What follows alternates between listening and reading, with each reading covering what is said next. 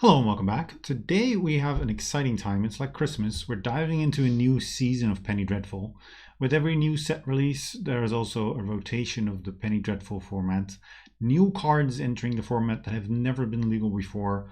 Old staples rotating out and new staples rotating in. This is an exciting time and I love this format. So in this video, I'll give you a quick overview of what you can expect. But first, a quick introduction of the format. What is Penny Dreadful? Penny Dreadful is a Magic Online format. You do need a Magic Online account to be able to play this. It's the best budget format, at least in my opinion. At the beginning of the format, all cards that are worth 2 cents become legal, so all of the cards are very, very cheap. It's a brewer's paradise, not only because all of the cards are cheap and all of your bad brews won't break the bank, but also because there's almost 14,000 cards legal in the format. That's only a couple hundred less than there are in Modern, for example, and way more than there are in Pioneer. Then it has a lively community, an active Discord. There are some content creators besides myself that are making wonderful content. And also there are free tournaments with prizes. You got that right. You don't need to pay any money to enter these tournaments and you can still win prizes. So all of this makes Penny Dreadful a great format in my opinion. So that's a quick introduction. Let's move on to some of the new cards that have never before been legal. There's been a couple cards that have had quite some buzz. The first one is Bound Ravager. Yes, that is Bound Ravager indeed. A card that was a scourge of standard. Did very well in Modern for a long time, but with Mox Opal banned, it's kind of fallen out of favor. And now we get to play with it in Penny Dreadful. I expect to see a lot of this card. Affinity has proven to be good deck before, and I don't think it will be different this time around. And then another card that's left the Modern format, Simian's Spirit Guide. This one was just banned from the format, and I expect it to do broken things in Penny Dreadful as well. So all of you combo players, rejoice. Talking about fast mana, we also got Lotus Bloom. It's not Black Lotus, but it can still make 3 mana for 0 mana. Just takes a little while, but there are some combo decks that can be built with this card. And then there's Glittering Wish. This is more for the Johnnies out there. I think this is the first time we have a Wish legal in Penny Dreadful. You can grab all the sweet tools from your sideboard with this card, and I expect this to show up as well. Then Vraska Relic Seekers for you Planeswalker fanatics out there. A 6 mana Planeswalker that has quite the impact on the board, will be the queen of mid-range battles. Then Panharmonicon, summon Page Saffron Olive because one of his favorite cards is now legal in Penny Dreadful. Double up on all of your Enter the Battlefield abilities, like this one, Mulldrifter. A card that has never been legal before because Pauper always stole it from us, but now it is here, and I expect this to show up as well. Sweet, sweet card, just card advantage and some blink shenanigans can be found as well. Then Revelark, talking about value off of your Mulldrifter. Revelark can definitely get back Mulldrifter. Revelark is a favorite card of mine. There's some combos with this thing. And just look at that art. That is sweet, sweet art. Then Dark Petition for you combo players. 5 mana, tutor anything out of your deck. If you have played 2 spells before, this becomes Demonic Tutor basically because you get 3 black mana back. Then a Devoted Druid, a staple combo creature as well. But outside of combo, it can also just ramp you from 2 to 5 combos with this, but I can also see this being used in a more fair way.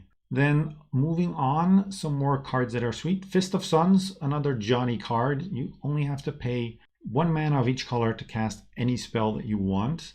And there are some good spells to be doing that with, like Time Stretch. Take 2 turns after this one. Yeah, I'd like to pay 5 mana for this and take 2 turns. Not sure if this will show up or if it will be good, but I think I will definitely be trying it. I had a sweet Sultai Ultimatum list last season, and I might want to see if I can slot that in there. Mana Tithe for if you want to counter Time Stretch and they don't have that extra 11th mana up. This is always great to just get someone with. Sleight of Hand, we have had some cantrips before. Even one's better than Sleight of Hand, but it is a sweet option to have. And in my mind, it definitely beats Opt. Then Violent Outburst, Cascade has never been used fairly with this card, I think. And I can let you in on a little secret. It won't be used fairly this season either. There are some combos with this. Then Growing Rites of Itlimoc. This is Gaia's Cradle, right? No, you first get to look at a creature, but there might be some elves list running around already that are utilizing this card to hopefully great effect. Then Opalescence, I'm not always sure how this card works, but I do know that there's fun stuff to be done with this. So curious if someone figures this out, but could be sweet. Then Kiora, Master of Depths. I like bounce lands because they make 2 mana. Kiora untaps bounce lands. It's a sweet planeswalker. Never really did anything in Standard.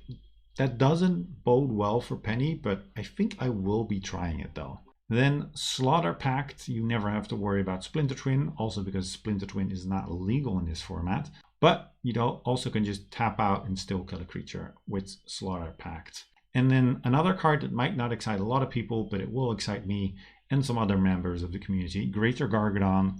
Sacrifice your whole board, get a big 9/7 out. And also it's just an uncounterable sacrifice outlet that people cannot kill or interact with in any way while it's out suspended. There's technically ways to interact, I know.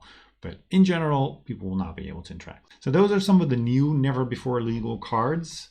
But there's also some old faithfuls that are back again. Some of the all-stars. Dread Return. The graveyard decks, I haven't seen many lists yet because some of the tools rotated out, but Dread Return is not to be underestimated.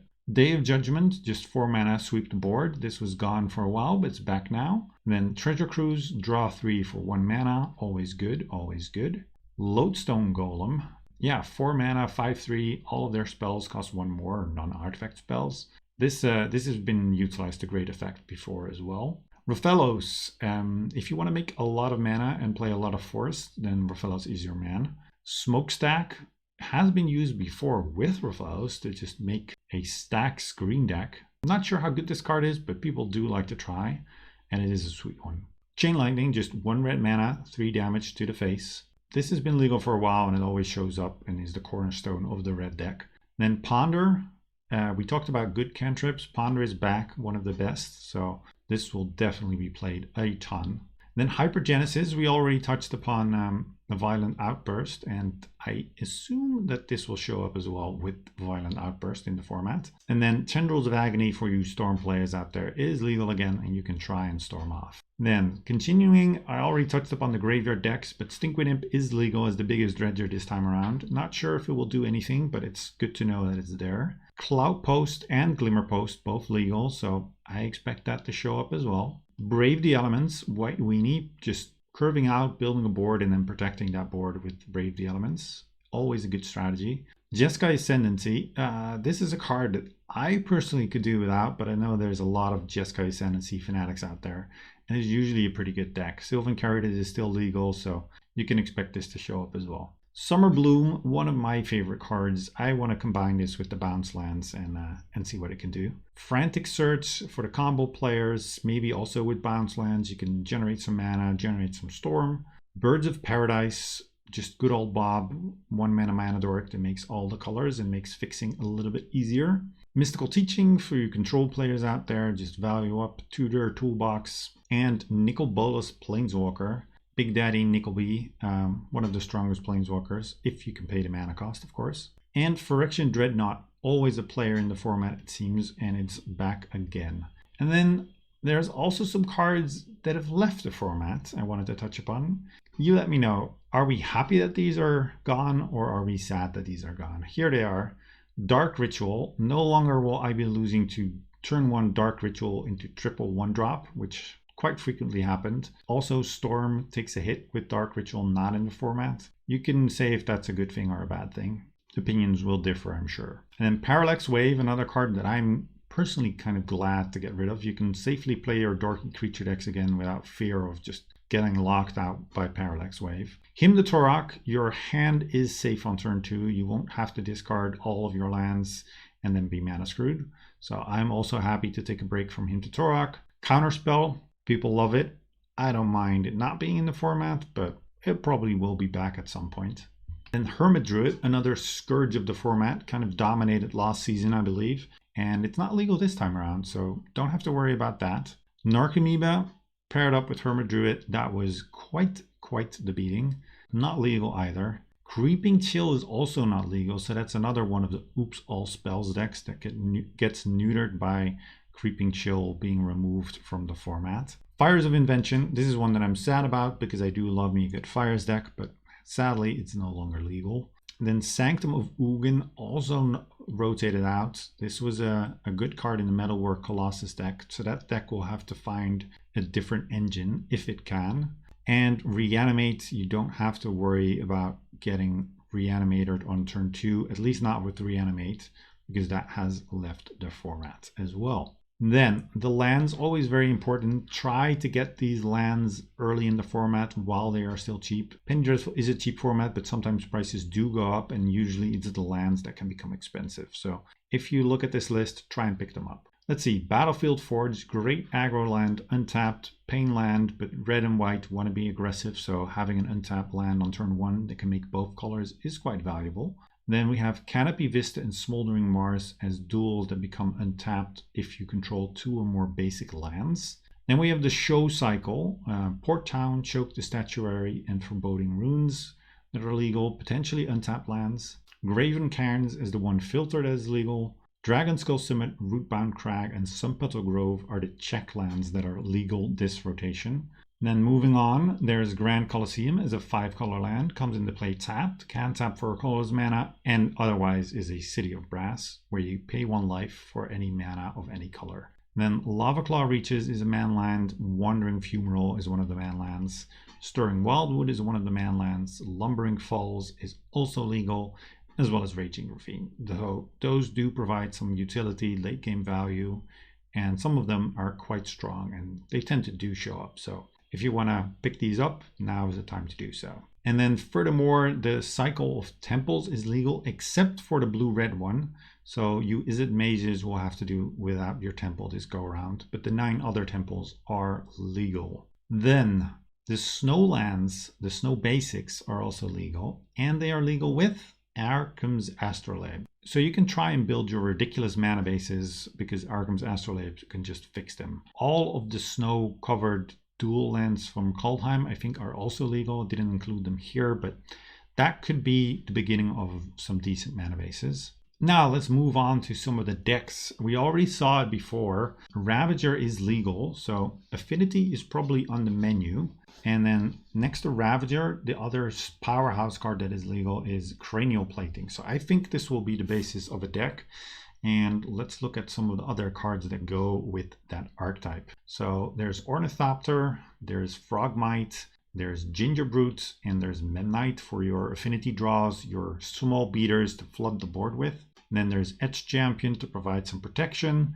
There's Signal Past to also boost all of your dorky guys. So this is one of the other payoffs next to Cranial Plating and Ravager. And then Darksteel Citadel is legal to add to your affinity count and be eaten by Ravager. Mishra's Factory is a great man land. Springleaf Drum can make your draws a little bit faster. We do not have Mox Opal, but we do have Springleaf Drum. And then I think with Affinity, there's a couple of routes you can take. You can go white with like Toolcraft Exemplar, Tempered Steel, or you can go red with Shrapnel Blast and Galvanic Blast. But honestly, I think the best way to go is probably blue. You get Ensoul Artifact as another payoff. Thoughtcast is a nice affinity card and a little bit of card advantage. And then I think the biggest pull is Master of Ethereum, which pumps all your guys and is a giant threat itself. So that's another payoff. I think the density of payoffs in the blue deck is what makes me want to go blue if I want to build an affinity deck. But maybe there's a blue-red deck out there as well. I know that there has been before. But these are some of the options if you want to choose a color in your affinity deck. Then let's look at another deck. Ad Nauseam is legal. The combo of Ad Nauseam and Angel's Grace is actually legal. This is a modern deck. It kind of disappeared from modern with Simian Spirit Guide being banned, but it's back in Penny Dreadful. And let's look at the pieces that we do have for this deck. So the idea is that you first make mana with Lotus Bloom on Suspend on turn 1 ideally, or a Pentat Prism. Then you have Sleight of Hand and Ponder to find the Lotus Bloom or the Pentat Prism or the Angel's Grace, which you want to cast first, and then the Ad Nauseam, which you want to cast after.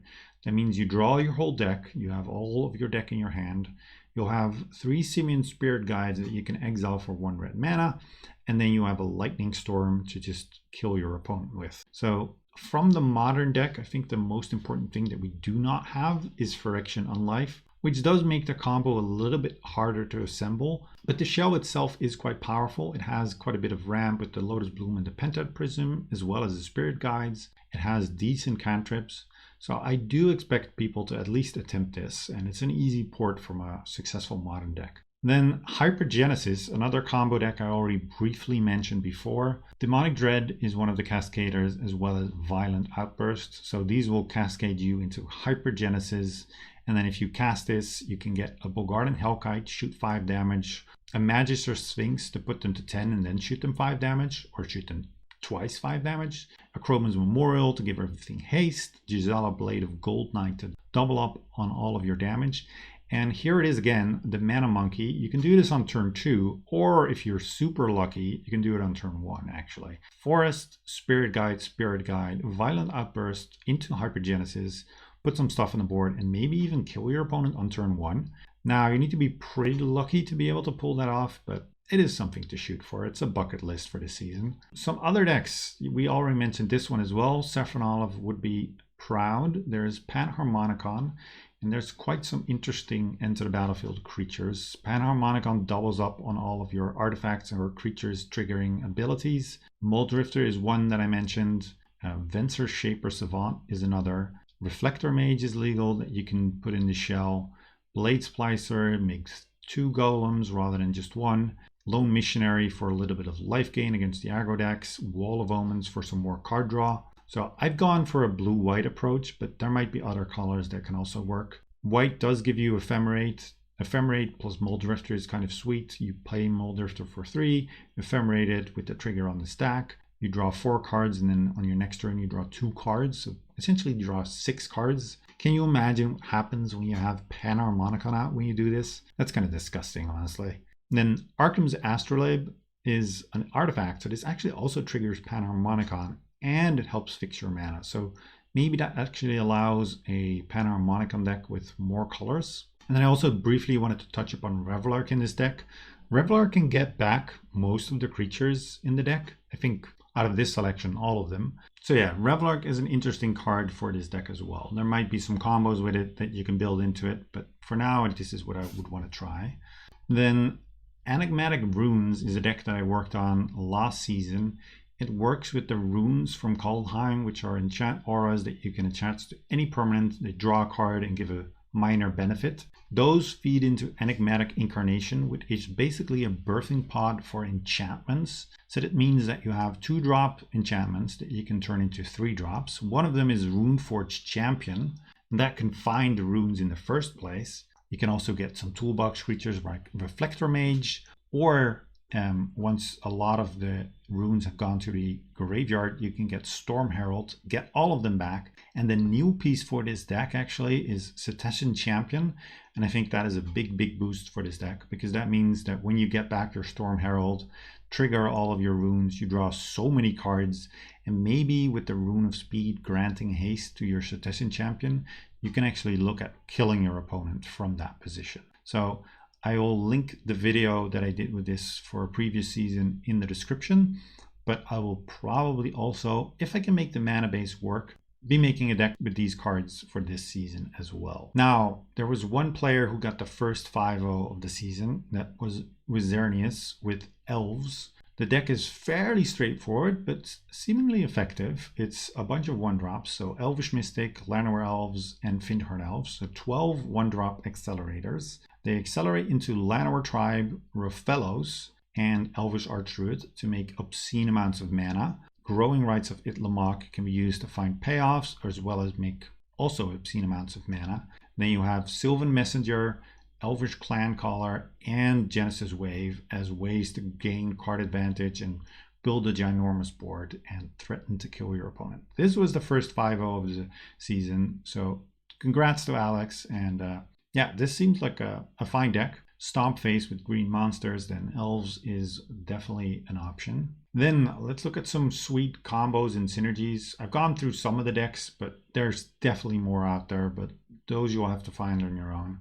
Maybe these synergies can help you there. Porphyry Nodes together with Kefnet means that basically your opponent can never have a creature on the board, because every turn you kill a creature, and Kefnet is never going to die to the Porphyry Nodes, so the nodes are never going away. This has been a staple of Penny Dreadful control a couple of seasons already, and I expect this to be a staple combination again. And then there's Mindcrank and Duskmantle Guildmage that can form a combo deck. I think I also saw a 5-0 with this already. And then there's Summerbloom and Bounce Lands, which I talked about. I love this combination. I'm not sure if it's going to be good enough again, but I will definitely be trying. And then Hushwing Griff, preventing enter the battlefield abilities from triggering. So if Panharmonicon takes off, this is a good card. But it's also good to combine with your own Phyrexian Dreadnought to get a 1 mana 12/12 trample. This is proven to be effective in seasons previous, so this is likely a deck again this season. Then let's look at some of the hate. Let's first start with the boogeyman of the format. At least a lot of people think that it might be one of the best decks. If you want to beat Affinity, you have some options. Creeping Corrosion, destroy all artifacts. Shatterstorm, bury all artifacts, or I think exile even. And Fracturing Gust if you also want to gain some life and really just stomp on them. Maybe you can put this in your Glittering Wish sideboard.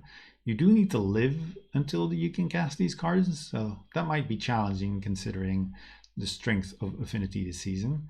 Damping Matrix can also shut down artifacts and stop maybe some random combo decks. Then moving on, there's Weathered Runestone for the graveyard decks, Nihil Spellbomb for the graveyard decks, Tormod Script for the graveyard decks. Sorcerer's Spyglass can also help against Affinity, but it can also be a tool for the graveyard decks to shut down Nihil Spellbomb, Tormod Script, as well as just shutting down random creatures or combo cards. Then Ringwing Mare, if Storm shows up, this could be a tool. Deafening Silence, also a tool against Storm.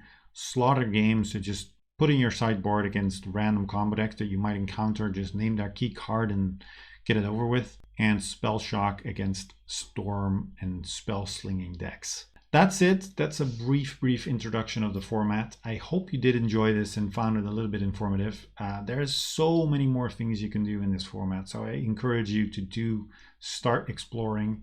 If there's things you would like to see me try, or if you have a sweet deck list, link it in the comments and I'll look at potentially playing it in the future. I have had a little bit of a break, but I'm back in full force and I'm excited to make new decks for this new format. So expect to see more videos coming up soon.